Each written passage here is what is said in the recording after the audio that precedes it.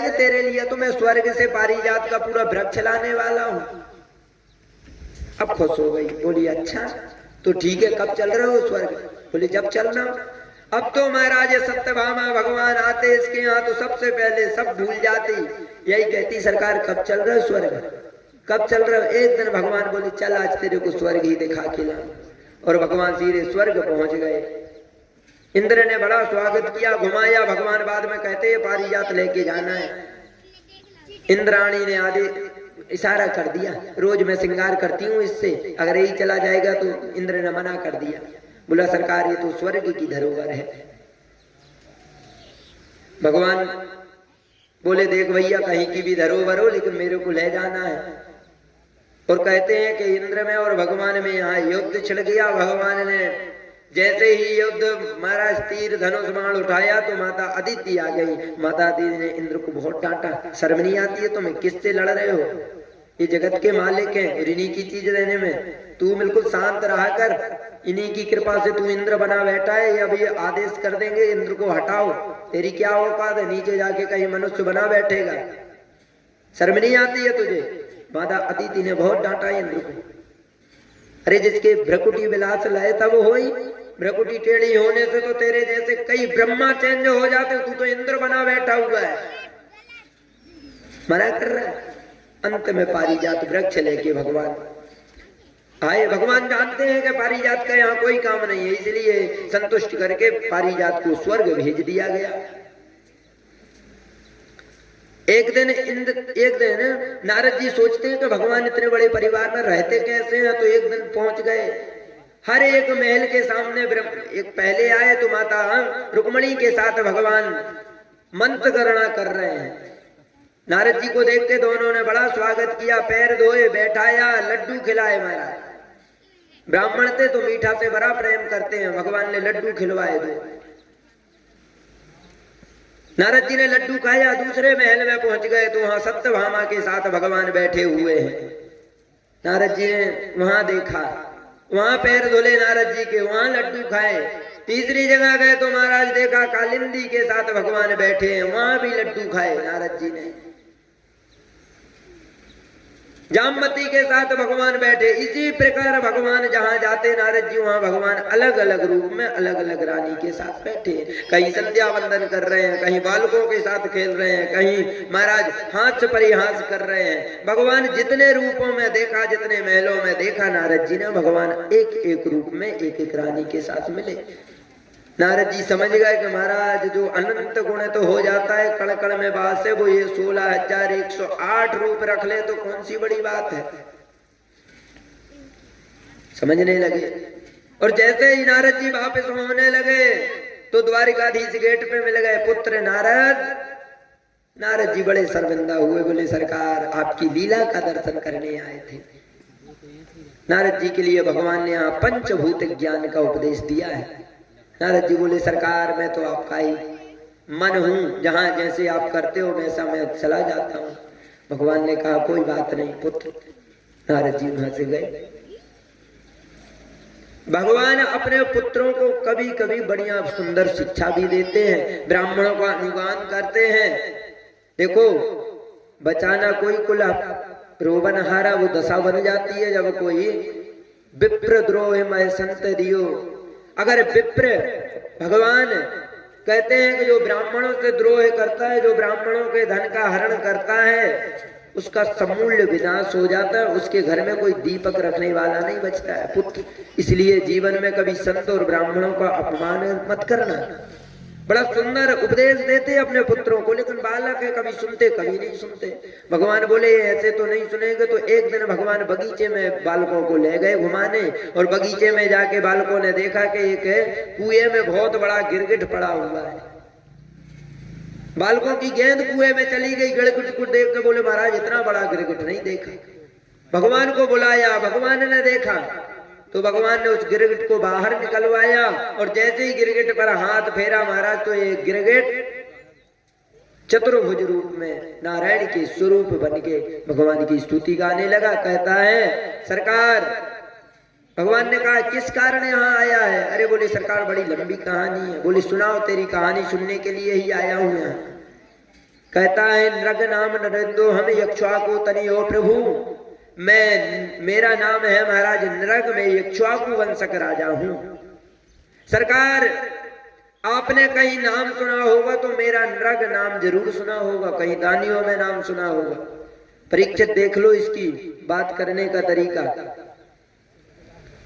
भगवान कहते हैं मेरा नाम जरूर सुना होगा। तो भगवान ने कहा ये बताओ, बोलो राधे राधे। भगवान कहते तो ये बताओ, जब तेरी इतनी ख्याति है तो यहां गिरगिट बना क्यों पड़ा हुआ है? अरे बोले सरकार अपराध हो गया। बोले क्या? बोले एक बार क्या हुआ, किसी ने नाम सुना, आप सूर्य और चंद्रमा के तारों को गिन सकते हैं, जमीन में पड़े हुए कंकड़ों को कोई गिन सकता है, लेकिन सरकार मैंने गाय ब्राह्मणों को इतनी दान किया, कोई गिन नहीं सकता है। तो भगवान बोले फिर गिरगिट क्यों बनना पड़ा जब तुम इतना बड़ा दानी? बोले सरकार गलती हो गई। बोले गलती क्या हुई? बोले एक गाय मैंने 2 ब्राह्मणों को दान कर दी। बोले कैसे? अरे बोले सरकार गाय लाखों की संख्या में हमारे यहाँ रहती थी, हम दान करते रहते, एक गाय एक ब्राह्मण को मैंने दान कर दी और वो गाय वहां से भग के गायों में आके मिल गई, मैंने दूसरे ब्राह्मण को भी वही गाय दान कर दी। अबे ब्राह्मण गाय लेके जा रहा था, वो सामने से आ रहा था, एक दूसरे को गाय को देख के महाराज ब्राह्मण आपस में कहने लगे ये गाय मेरी है, दूसरी कहता मेरी है, राजा को ने मेरे को दी है। दोनों ब्राह्मण राजा के यहाँ आए और इस नृग ने कह दिया अरे भैया मैं ही तो दोनों को गाय देता हूं, कोई बात नहीं दूसरी गाय ले लो। अभिमान आ गया सरकार मेरे को देने का, लेकिन ब्राह्मण तो ब्राह्मण थे, सरकार मेरे को हाथ जोड़ के कहना था हे ब्राह्मण देव गलती हो गई, मैं तो एक साधारण व्यक्ति हूं, सरकार आप लोग ही कुछ उपाय बताइए जिससे इसका निवारण हो जाए। लेकिन मैंने ये नहीं बोला सरकार, मेरे को अभिमान आ गया, मैंने बोला मैं ही तो देता हूँ, जो सा चाहिए दूसरी गाय ले लो, क्या जाता है, यहाँ झगड़ते हुए आ गए। अभिमान में बस के मैंने ये कह दिया और दोनों ब्राह्मण उस गाय को छोड़ के चले गए, क्रोधित हो गए। बोले तुम निर्णय करने में सक्षम नहीं है, तेरी नियत गिरगिट जैसी हो गई है, जा तुम गिरगिट बन जा। तूने ब्राह्मणों की शराब से सरकार आज इस कुएं में गिरगिट बना पड़ा हूं। लेकिन ब्राह्मण बड़े दया के मूर्ति होते हैं, चरणों में गिर गया मैं। तो ब्राह्मणों ने कहा अब देखो भाई जो भी मैंने श्राप दे दिया वो तो निकलना, वाणी सब तो होगी, लेकिन जाओ मैं आशीर्वाद देता हूँ, गिरगिट तो बनोगे लेकिन भगवान द्वारिकाधीश भगवान नारायण तुम पर कृपा करेंगे और उनके स्पर्श से ही तुम इन सब श्रापों से मुक्त हो जाओगे। तो भगवान अब ब्राह्मणों के मैं कहा मानूं कि मेरे को श्राप दिया, उनके आशीर्वाद से आपकी प्राप्ति हुई है। भगवान ने आशीर्वाद दिया और ये नृग अपने लोग को चला गया। भगवान ने अपने बालकों को समझाया, देखा हम बार बार कहते हैं ना कि ब्राह्मणों से मत द्रोह करो, ब्राह्मणों से बचो, ब्राह्मणों के क्रोध के सामने महाराज सब जल के नष्ट हो जाता है। ऐसी सुंदर कथाएं भगवान अपने बालकों को बार बार बताते हैं।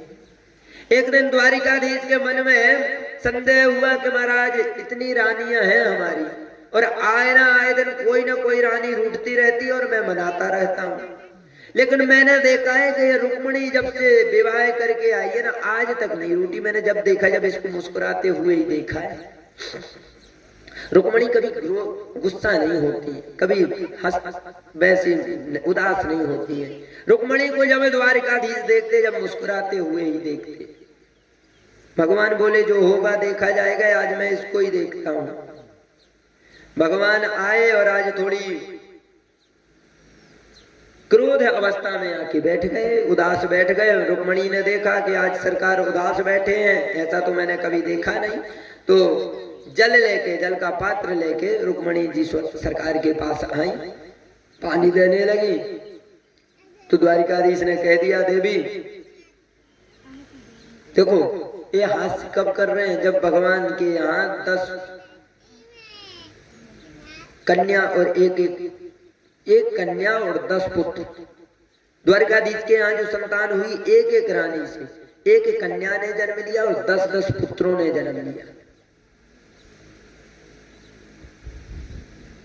इतनी 11 संतान होने के बाद में भगवान ने आज ये परिहास किया है। बोलो राधे राधे। द्वारिकाधीश कहते हैं देवी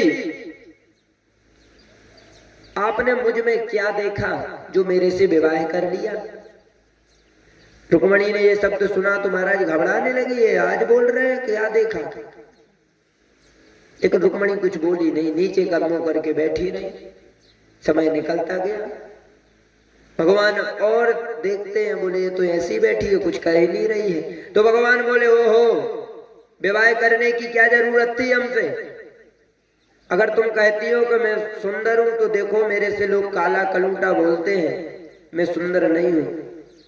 देवी अगर तुम कहो कि तुम्हारा कुल खानदान मेरे से ऊंचा है तो आपकी जानकारी के लिए बता दूं कि मेरे लिए कोई नंद का छोरा का है महाराज, और कोई वसुदेव का छोरा का है। मेरे माँ बाप को ही डिसाइड नहीं है कि मेरे माँ बाप हैं कौन। कोई मेरे चंद्रवंश में कहता है, कोई मेरे से यदुवंशी बोलता है। आप कहो कि मैं बहुत ज्यादा ताकतवर हूं तो देवी बता दूं मैं नंबर 1 का डरपोक हूं, रणछोड़ हूं। युद्ध में मैं जब देखता हूं कि अब मैं हार रहा हूं, परास्त हो रहा हूं, तो ही मैं भाग जाता हूं युद्ध छोड़ के, मैं युद्ध भी नहीं करता। देवी अगर आप सोचो कि मैं धनवान हूं तो धनवान भी नहीं हूं मैं, माखन मिश्री का व्यापार है मेरे पास।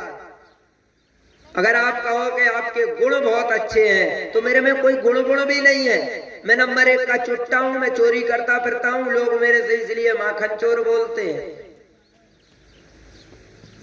भगवान माता रुक्मणी से बोल ही रहे थे तो अंत में बोले देवी अभी भी कुछ नहीं बिगड़ा है, अभी भी कुछ नहीं बिगड़ा है। अगर आप चाहो तो आप अपने मायके चले जाइए। और ये शब्द सुना तो माता रुक्मणी तो महाराज गिर गई जमीन पर, लोटा गिर गया हाथ से। और द्वारिकाधीश ने देखा तो चतुर्भुज रूप धारण कर लिया। 2 हाथों से रुक्मणी को संभाला, एक से बिजना कर रहे, एक से पानी खींच रहे हैं। माता को होश आया, क्या हुआ? अरे बोले देवी आप मजाक करना भी नहीं जानती, मैंने तो थोड़ा बहुत मजाक किया था, तुमको तो ऐसे। अब रुक्मणी बोली, हंसी आ गई, रुक्मणी हंसते हुए बोली सरकार आपने मजाक नहीं किया है, जो बोला बिल्कुल एकदम सत्य बोला है। द्वारिकाधीश बोले मैंने और सत्य बोला? क्या सत्य बोल दिया देवी? अरे बोले जो बोला है आपने सत्य तो बोला, इसमें झूठ क्या है बताओ, क्या झूठ बोला आपने? आपने कहा कि आपके माँ बाप नहीं है। सच है महाराज, परमात्मा का कौन माँ बाप बनेगा? आप ही जगत के माँ बाप बने, जगत के पिता बने बैठे, आपका भला कौन माँ बाप बनेगा है? वो तो आप दिखाने के लिए यहाँ पर देवकी वसुदेव के पुत्र बन के आए हो। कृष्ण जी की आंख खुली रह गई, महाराज इतनी ज्ञानी है। मैं तो आज तक कभी रुक्मणी ने भगवान के सामने ज्यादा बात नहीं की, भगवान से कभी बात नहीं की, ऐसा बोली नहीं, आज पहली बार बोल रही है। और महाराज क्या बोल रही है? जड़ भरत जी ने भी पहली बार रघुगण के सामने मुख खोला था, और ऐसा खोला कि महाराज जीवन बंद दिया रघुगण का। और आज माता रुक्मणी ने भगवान कृष्ण के सामने मुंह खोला और भगवान द्वारिकाधीश की नजरिया बंद गई। भला कोई इतनी ज्ञानी?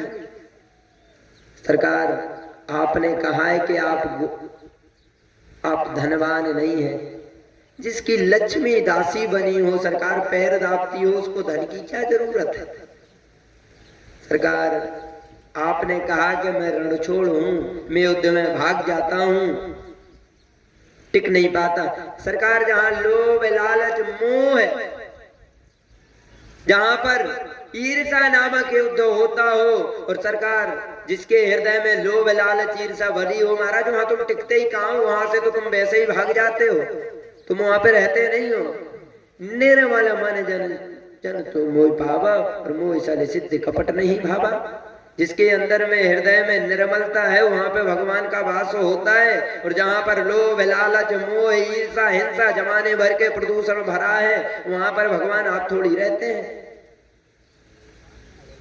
सरकार एक बात और आपने कही,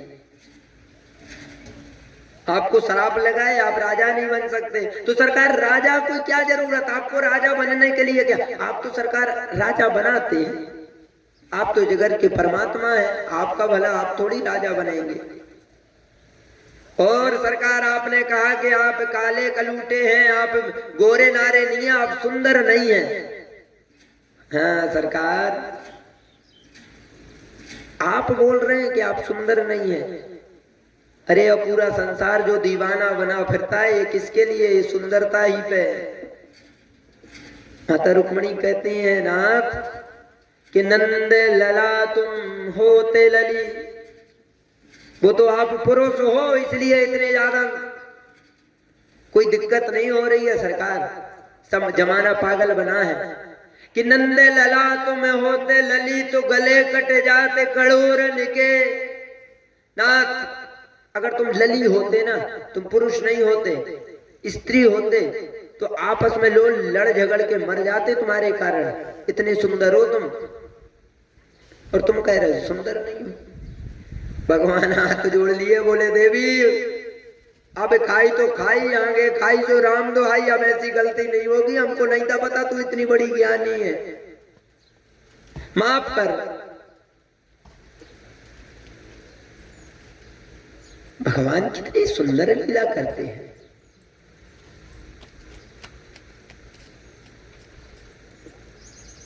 एक बार महाराज द्वारिकाधीश मगध देश पहुंचे। हस्तिनापुर से भगवान द्वारिकाधीश मिथिला नगर में पहुंचे, और मिथिला में महाराज जनक जी ने निमंत्रण दिया था, तो जनक जी के यहाँ जनकपुर पहुंच गए। राधे राधे। ऐसे नहीं, जोर से बोल लो, आज तो गिने चुने लोग बैठे हैं, सब पे नजर है? कम से कम ऐसे तो बोलो भैया, मजा आनंद आए। बोलो राधे राधे।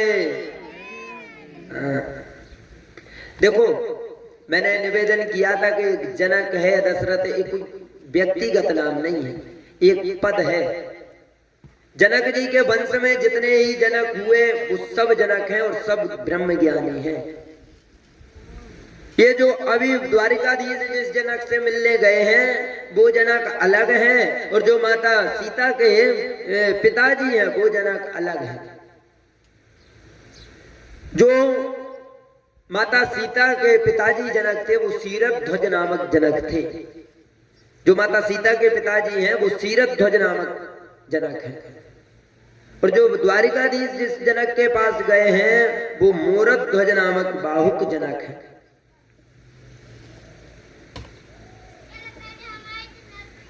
जनक भी अलग अलग प्रकार में हैं। बाहुकेश्वर जनक, सीरध्वज जनक, कुशध्वज जनक, धर्मध्वज जनक आदि सब हैं जनकपुर में। जनक इन्हीं के राजघराने में जितने भी जन्म हुए वो जनक ही कहलाए, और ये ब्रह्म ज्ञानी थे। जब द्वारिकाधीश जनक जी के यहाँ आए निमंत्रण में, तो एक ब्राह्मण रहते हैं वहां पर, बड़े गरीब है ब्राह्मण, लेकिन भगवान के अंदर बड़ी रुचि रखते हैं। तो एक साथ ही द्वारिकाधीश के यहाँ निमंत्रण आ गया। अब ब्राह्मण आया लेने के लिए, क्या हमारे यहाँ चलेंगे? तो इसकी तो महाराज कुटिया है टूटी फूटी सी, इसने गाय के गोबर का चौका लगाया, और जितने अपनी सामर्थ्य थी सामंत के अनुसार इसने भोजन व्यंजन बनवाए। लेकिन जो जनक जी हैं ये तो महाराज राजा है, इनने भी बड़ी अच्छी तैयारी की। भाव दोनों के यहाँ एक सा है, दोनों भगवान को परम प्रेम करते हैं। द्वारिकाधीश आए तो द्वारिकाधीश ने देखा कि अगर मैं राजघराने में जनक जी के यहाँ जाऊंगा तो ब्राह्मण बुरा मान जाएगा, कहेगा बताओ राजा हैं, इनके पास धन है, इस द्वारिकाधीश इसलिए इनके यहाँ चले गए। और अगर मैं ब्राह्मण के घर में जाऊंगा तो ये राजा बुरा मान जाएगा, कहेगा देखो ब्राह्मण था इसलिए चले गए द्वारिकाधीश, हम तो क्षत्रिय हैं, हमारे यहाँ थोड़ी आएंगे। क्या किया जाए? तो भगवान ने इशारा कर दिया, जितने भी ऋषि थे, जितने वे इन आदि जो भी भगवान के साथ आए थे, अर्जुन को इशारा कर दिया। सब लोगों ने दो दो रूप धारण कर लिए, और दो दो रूप धारण से एक रूप तो भगवान जनकपुर जनक जी के साथ चला गया, और दूसरा रूप में भगवान ब्राह्मण के यहाँ जाके उनका प्रसाद ग्रहण किया। पांचों उपासक भगवान ने वैदिक ऋतु के द्वारा वैदिक चर्या का एक एक बखान किया यहाँ पर। भक्ति का बोधन करके बताया। सुखदेव जी ने बड़ा सुंदर यहाँ पर एक एक प्रश्न एक प्रश्न चिन्ह को लिए करते हुए भगवान ने बड़ा सुंदर आदेश और सुंदर यहाँ पर उपदेश दिया है।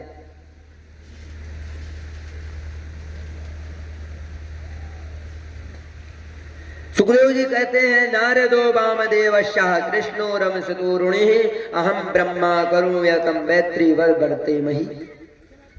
हम सभी लोग वहां पे गए थे और भगवान की कृपा से हम मानव मात्र ही भगवान के ही अंश हैं। ईश्वर अंश जीव अविनाशी चेतन अमद सहज सुख राशि। भगवान ने यहाँ सुखदेव जी ने बड़ा ही सुंदर उपदेश दिया। सुखदेव जी भगवान यहाँ पर राजा जनक को उपदेश देते हैं और यहाँ पे सुखदेव जी महाराज राजा परीक्षित को देते हैं।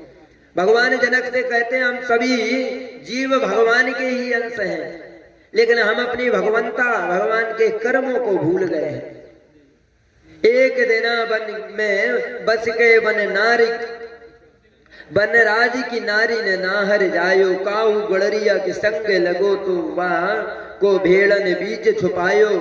भूल गयो कुल कर्म सब जब बड़ो भयो तो भय खूब चरायो। ऐसे ही आत्मज्ञान बिना नर भूल गयो और ब्रह्म से जीव कहायो। ये जीव आज भी परमात्मा का ही स्वरूप है, लेकिन कुकर्म में ये जीव ऐसा लग गया है कि अपना ठोक बड़ाई सब भूल गया है। जिस प्रकार एक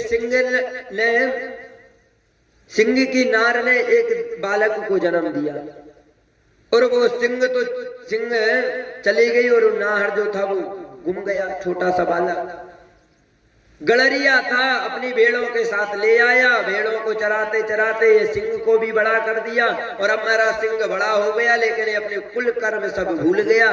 भेड़ों के साथ ही मिमियाने लगा, भेड़ों के साथ घास पत्ती खाने लगा। अब तो महाराज भेड़ों के साथ रहते रहते ये सिंह भी भेड़ बन गया। भेड़ जब मिमियाती तो महाराज ये भी वैसे मिमियाता, भेड़ पत्ते खाती ये भी खाने लगा। एक दिन एक सिंह ने देखा कि महाराज ये सिंह का बालक यहाँ क्या कर रहा है, झपट्टा मारा तो इसने सिंह को देखा, भेड़ों के साथ भागने लगा तो झपट्टा मार के सिंह ने इसे पकड़ लिया। कहाँ जाता है तो ये हाथ जोड़ने लगा, बोला मेरे को मत खाना। सिंह बोला चल भाग यहाँ से। अरे तू सिंह है, तू हमारी संतान है और तुझे भेड़ों के साथ लग रहा है। ऐसा उपदेश दिया सिंह ने कि इसे अपने बोध हो गया और महाराज आज बड़े बड़े हाथियों से भी ये मुकाबला करने लगा। तो इसी प्रकार ये शरीर भी है, ये है तो ब्रह्म का ही स्वरूप, लेकिन ये जगत में आके अपने कुकर्म में इतना फंस गया कि इतने सत्कर्म को भूल गया। अब तो महाराज आम मानवों जैसा व्यवहार करने लगा। फिर हमारे जीवन में एक गुरु आ गया और गुरु ने आके समझाया, दुष्ट तू कहाँ यहाँ फिरा हुआ है? अरे तेरा लक्ष्य परमात्मा को प्राप्त करने वाला है, तू परमात्मा की संतान है, भगवान का ही तू अंश है और यहाँ आके तू राक्षसों जैसा व्यवहार कर रहा है। तब इसे समझ में आ गया और अब देखो महाराज कैसे पूजा पाठ कैसे भक्ति कर रहा है कि काम क्रोध लोभ जैसे ये छोटे मोटे जीव जंतु तो बगल भागते महाराज और अंत में भगवान के पद को प्राप्त कर लिया। ऐसे ही हम लोग भी फंस गए महाराज इस भव सागर में। यहाँ पर भगवान ने जनक जी को बड़ा सुंदर उपदेश दिया, बड़ा अच्छी कथा श्रवण कराई। एक दिन यहाँ पर महाराज 10वें स्कंद को भगवान भागवत को हम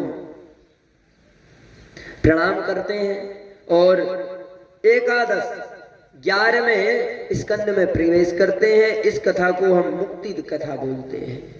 इसमें यदुवंशियों की मुक्ति की कथा है। इसमें भगवान ने सभी यदुवंशियों को मुक्त किया। ये कथा प्रारंभ कर ही रहे थे तो इतने में राजा परीक्षित ने प्रश्न कर लिया, सरकार हमको ये और बताइए, कभी भगवान को समदर्शी कहते हैं, सब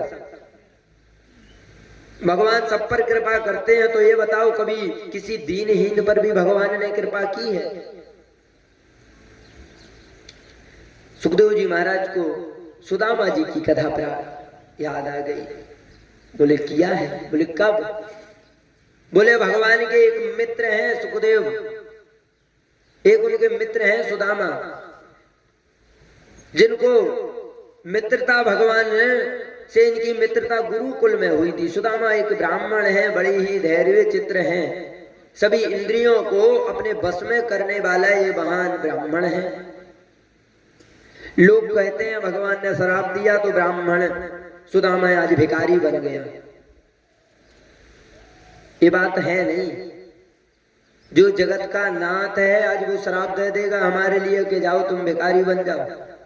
भगवान अपने भक्त को अगर ऐसे ही करने लगे तो हो गया काम। कभी भगवान ने सुदामा को श्राप नहीं दिया कि जाके तुम भिखारी हो जाओ। चना के पीछे महाराज श्राप दे दिया, बहुत गलत बात है। जो व्यक्ति मूर्ख बुद्धि है ना, मूल बुद्धि, जिसने कभी पढ़ाई लिखाई नहीं की है, चंचलित कथाओं के लिए ही महाराज, आजकल तो महाराज मैंने व्यासों के मुख से भी सुन रखा है, बड़े बड़े कहते हैं महाराज सुदामा जी ने शराब। जीवन में पढ़ाई लिखाई की नहीं है, बस जो सुना वो वहां पे सुना दिया महाराज। ऐसा थोड़ी होता है। कभी शास्त्रों को उठा के देखो, पढ़ो शास्त्रों को, शास्त्रों में क्या लिखा है, पुराणों में क्या लिखा है, फिर वो समझाओ। किसी ने कह दिया कौआ कान ले गया तो तुम कान के पीछे नहीं देख रहे हो, कौआ के पीछे घूम रहे हो, गलत बात है ना। मन ग्रंथ कहानियों से काम नहीं बनता है। चित्रपट नामक एक पुस्तक आती है, उसमें है वर्णन। इतना तो मैंने पढ़ा है कि एक माताजी थी, भिक्षुक थी, भिक्षा करती थी। उनको किसी ने भिक्षा में चना दिए और एक चोर वो चना को चुरा के ले गया। उज्जैन में वास करती थी वो माता। माता ने श्राप दे दिया, जो ये चना खाएगा वो जाके भिखारी हो जाएगा।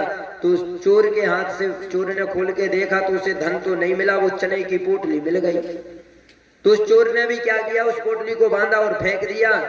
किसी ने उस पोटली को उठा लिया और वो पोटली रख दी। और वहीं जब भिक्षा करने के लिए भगवान और विद्यार्थी जा रहे थे तो किसी ने उस पोटली को उठा के अपनी झोली में डाल लिया। लेके आई तो गुरु माँ को वो पोटली चना की दी, तो माता ने अपने ठाट में खोस दी, कहीं रख दिया। और वही पोटली जब द्वारिकाधीश और सुदामा लकड़ी लेने गए तो गुरु माता ने वो पोटली चनों की दे दी कि भाई इसको खा लेना।